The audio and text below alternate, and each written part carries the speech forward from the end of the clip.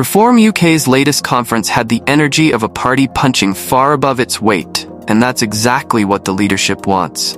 Nigel Farage and other senior figures took center stage at what's being called the largest conference in the party's history, with one bold message. Reform UK is a force to be reckoned with in British politics. Farage even hinted at a future where he could become Prime Minister.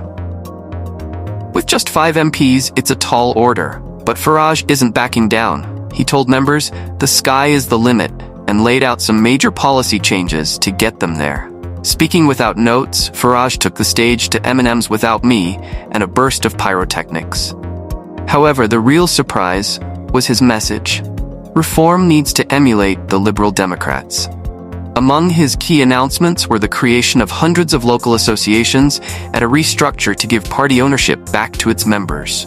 Farage also addressed the issue of candidate vetting ahead of the 2024 general election, admitting that the party's amateurism and lack of resources led to inappropriate candidates being fielded.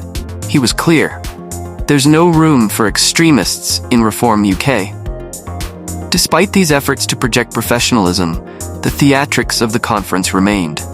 Screens throughout the venue displayed large images of Farage, along with a warning about upcoming pyrotechnics and balloons during speeches.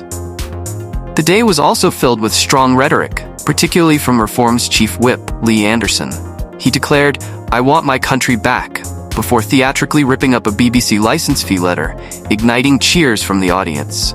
Anderson went on to express controversial views on gender identity and migration, arguing that children should not be taught they could be a different gender, and accusing migrants arriving via small boats of breaking into the UK. Meanwhile, big donor Richard Tice criticized the goal of net zero as an extremist cult, and MP Rupert Lowe took shots at rainbow lanyards and young people with mental health issues. While Reform is positioning itself as a mainstream party aiming for power, there's no doubt that extreme opinions are still at the forefront of the party's messaging. Despite this, the conference had a real buzz. With 5 MPs elected for the first time in the party's history, there's a sense that Reform UK could make waves. One excited member, Max Windsor-Peplau, said, "From a crumbling ballroom in Manchester to this, it's magnificent."